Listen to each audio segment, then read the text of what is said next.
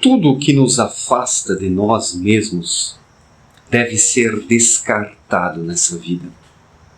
O ser humano precisa desenvolver um critério para poder julgar, os eventos, os acontecimentos, as suas escolhas, as suas deliberações, para saber o que faz, o que está fazendo, para poder pesar e perceber e entender e ver o que o afasta de si próprio e o que o mantém em contato consigo próprio.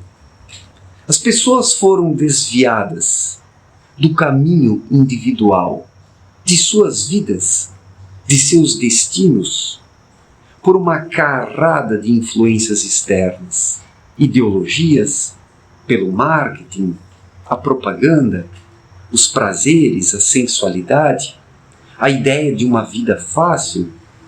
Quantas pessoas não colocam o seu eu, o seu verdadeiro eu de lado, seguindo conceitos de uma vida fácil, onde se pode, em questão de pouco tempo, alcançar um sucesso material, que realize ou que realiza o ego, mas apenas o ego.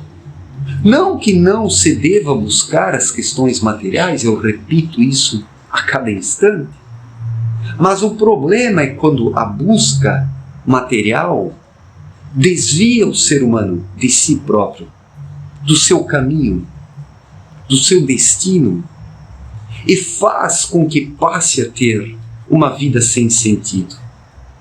Inúmeras são as pessoas que trocam uma vida com um sentido por alguma proposta vazia, que traz até conquistas materiais, mas sem um sentido. E cada um sabe em sua vida o que faz sentido e o que não faz. Cada um sabe em cada momento se a vida está tendo um sentido ou não. Quando o ser humano mantém o contato consigo próprio, sua vida faz um sentido, porque está na posse da sua maior riqueza, que é o seu espírito, com a vida intuitiva, com o autoconhecimento. Esta, na verdade, é a maior aquisição na vida de alguém, o desenvolvimento espiritual, porque apenas isso levamos para a matéria fina, depois que desencarnamos. Apenas isso levamos para planos mais sutis, aquilo que aprendemos, aquilo que agregamos, aquilo que vivenciamos verdadeiramente. O ser humano pode pilhar conhecimentos, ele pode pilhar recursos materiais, ele pode pilhar conquistas, ele pode alcançar a fama, a projeção, a glória.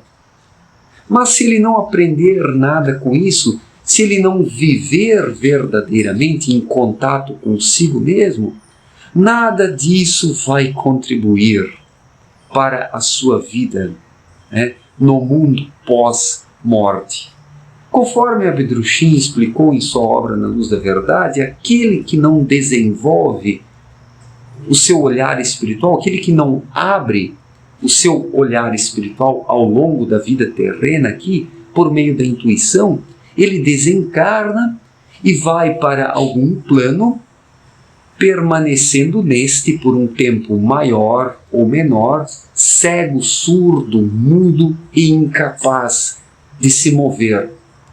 Se o ser humano não trabalha as questões essenciais, que são espirituais, vai para um plano péssimo e estará neste plano péssimo, cego, surdo, mudo e imóvel. E por quê? Porque não despertou a sua vida interior, não trabalhou a sua vida interior. Em outros planos, seja aí da matéria grosseira mediana ou da matéria grosseira fina, o plano astral, nesta região, e depois em planos mais elevados, na matéria fina, acima destas três graduações, da matéria grosseira, quão mais elevado o ser humano alcança planos na criação, mais ele depende da sua vida intuitiva. A intuição é que é a linguagem nos planos da criação. E se o ser humano não desperta sua intuição, se o ser humano não trabalha a sua vida intuitiva, ele desencarna e vai para a sua cegueira. Vai permanecer um tempo, anos, décadas ou séculos numa condição miserável. Por quê? Porque aqui na vida terrena não exercitou isso, não colocou em prática a sua vida interior.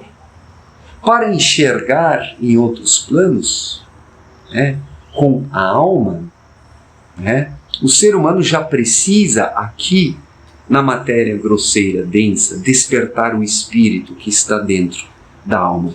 E quanto mais o ser humano ele vai depois subindo os planos, a sua alma vai descamando.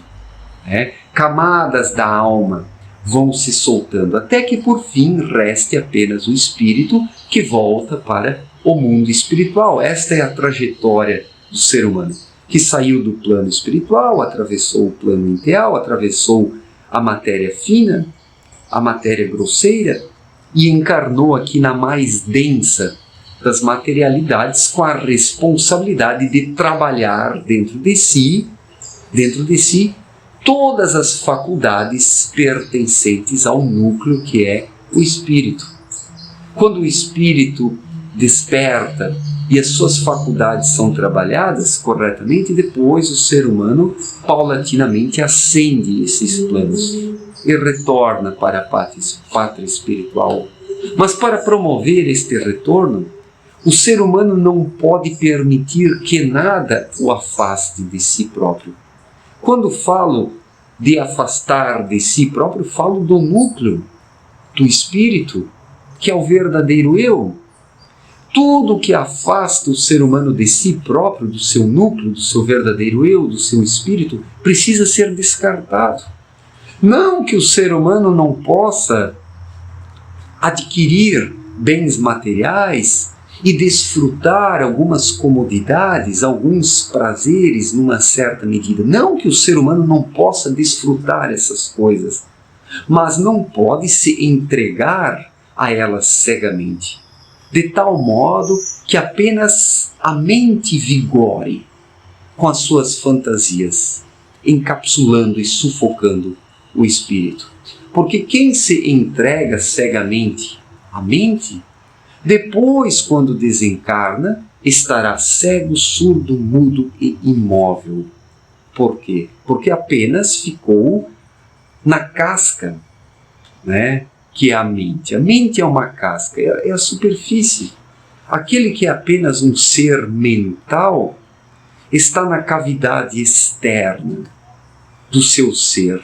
Na verdade, não do seu ser, mas da casca que envolve o ser. É a casca da laranja.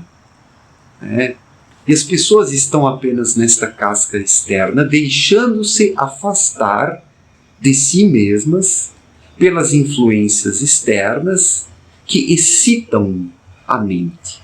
As pessoas estão excitadas em suas mentes por todo este mundo de bugigangas, de modismos, de extravagâncias, de mentiras, de ilusões, de falsas propagandas, do ideal do poder de compra, que é confundido com a felicidade. Então, as pessoas permitem ou se deixam afastar de si mesmas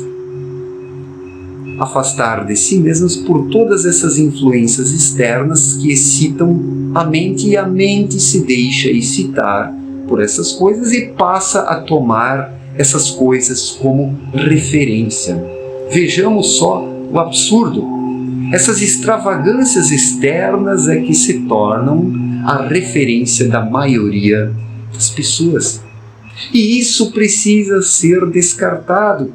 O ser humano pode sim pegar o que precisa aqui na matéria grosseira, mas na medida e no ponto em que não se afasta de si mesmo e não deixa que nada o soterre.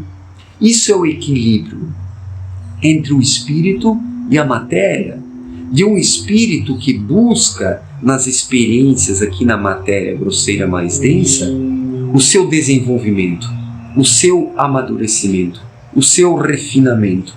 O ser humano precisa se refinar nos combates da vida aqui na matéria grosseira densa. O ser humano precisa purificar, lapidar o seu verdadeiro eu.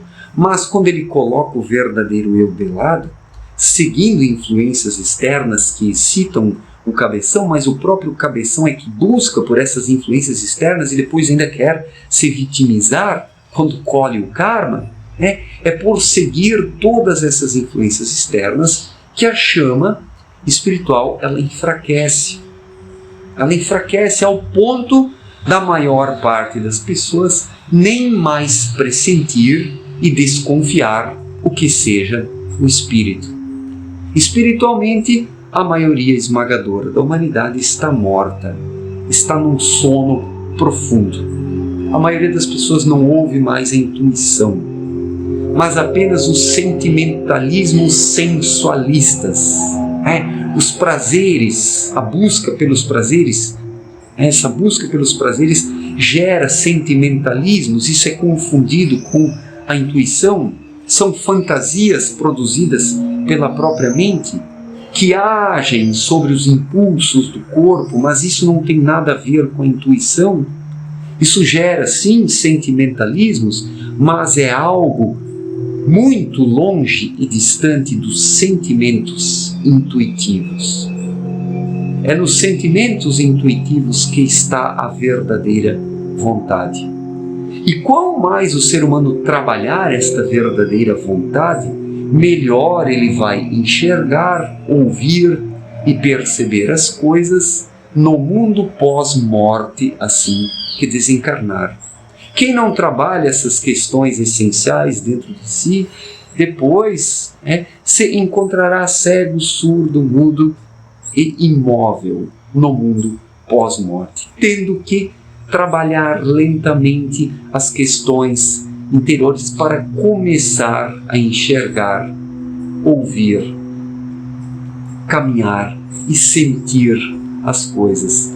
Para que passar por tudo isso durante séculos ou milênios, se agora já o ser humano pode despertar essas faculdades interiores, trabalhá-las, para depois viver em outros planos, aproveitando sim a vida terrena. Não estou pregando aqui um ascetismo daquele que negligencia completamente a vida material, que coloca tudo de lado. Quem faz isso de forma programada não alcança o desenvolvimento espiritual. Somente quem ao longo de anos desenvolve um amadurecimento e vai se desprendendo lentamente das questões materiais naturalmente, esse sim ele obtém aprendizados e o desenvolvimento.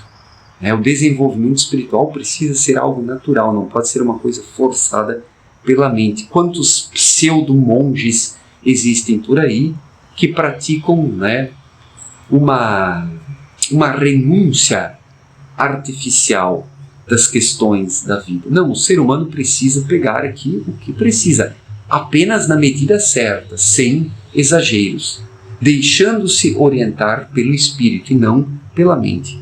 Quem se deixa orientar pelo espírito e ouve o seu espírito, pega o que precisa na medida certa e aprende alguma coisa com a sua passagem ou as suas passagens nas diferentes reencarnações aqui na matéria grosseira mais densa. Então, o ser humano não pode permitir que nada o afaste de si mesmo. Tudo que afasta o ser humano de si próprio precisa ser descartado, colocado de lado, porque a verdadeira e autêntica riqueza do ser humano é o seu próprio espírito. E se o espírito é negligenciado e colocado de lado, o indivíduo cai realmente numa miséria existencial. Por isso essa humanidade é tão miserável e leva uma vida tão miserável, porque as pessoas se afastaram de si próprias deixando-se orientar pelas fantasias da mente que se prendeu às extravagâncias externas, né? Negligenciando o verdadeiro eu. Certo, gente? Muito obrigado pela atenção, um forte abraço para todos e até a próxima. Valeu!